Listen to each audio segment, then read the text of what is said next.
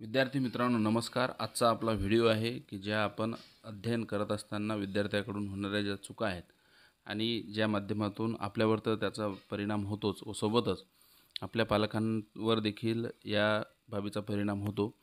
कारण आपल्याकडून ज्या महत्त्वाच्या चुका होतात त्या चुका आपण बघूया। शाळेत जे शिकवले जाते तर त्याकडे आपलं दुर्लक्ष करणे व ट्युशनवर आपण आत्मनिर्भर राहणे हे 100% चुकीचं आहे।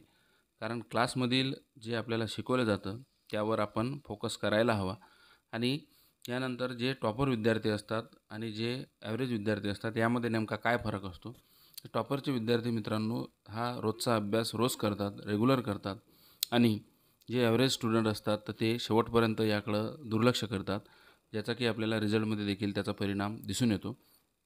आणि जे स्टडी मटेरियल आहे ते जास्तीत जास्त म्हणजे बरेचदा आपण पाहतो की आपण कन्फ्यूज असतो, याच्यातून वाचू किंवा त्याच्यातून वाचू, कुठलं रेफरन्स बुक घेऊ।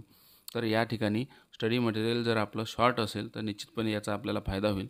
त्यानंतर आहे रेग्युलर अभ्यास, म्हणजे दररोजचं अध्ययन आपण जे रिव्हिजन असेल ते रिव्हिजनही करायला पाहिजे आणि दररोज जे अध्ययन आहे, जो होमवर्क आहे, जो आपलं क्लासमध्ये झाला आहे ते जर आपण रेग्युलर केलं तर आपलं बॅकलॉग हा शेवटपर्यंत राहणार नाही आणि जे मग ॲव्हरेज विद्यार्थी असतात तर त्यामध्ये ही अडचण त्यांची पण दूर होईल।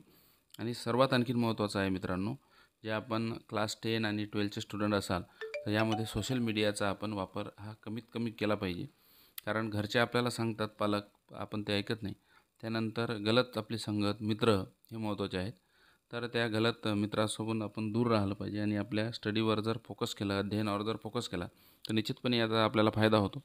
कारण बरेचसे विद्यार्थी आहेत की आफ्टर ग्रॅज्युएशन देखील आपला विकास म्हणजे ते 10वीपर्यंत ॲव्हरेज असतात, 12वीपर्यंत ॲव्हरेज असतात, परंतु मग असे स्टुडंट नंतर MA करून किंवा B.Ed करून शिक्षक बनतात। आणि बरेचसे आपण असंही पाहतो की जे मग ॲव्हरेज मुलं असतात की ज्यांना आपण आता नीट आणि याच्या माध्यमातून म्हणतो इंजिनिअरिंग, ते न झाल्यानंतर BSc आणि आफ्टर BSc जे आहे तर ते देखील आपला विकास करू शकतात। कारण MSc नंतर MSc B.Ed करून इतर चांगल्या सरकारी नोकरीमध्ये देखील ते जातात। भरत आंधळेसारखं विद्यार्थी मित्रांनो आपल्याकडे उदाहरण आहे, जे की 10वी-12वीमध्ये ॲव्हरेज मार्क असताना देखील आज IAS सारखा रँक त्यांनी घेतलेला आहे, जो की आपल्या जिद्दीच्या भरोशावर। म्हणून ह्या 5-6 मिस्टेक आपण टाळाव्या। शाळेत जे रेग्युलर शिकवलं जातं त्याकडं आपण दुर्लक्ष करू नये। त्यानंतर रेग्युलर अभ्यास करावा आणि स्टडी मटेरियल आपलं शॉर्ट असावं व त्यावर वारंवार रिव्हिजन केल्यानंतर निश्चितपणे आपल्याला याचा फायदा होईल। भेटूया पुढील व्हिडिओमध्ये।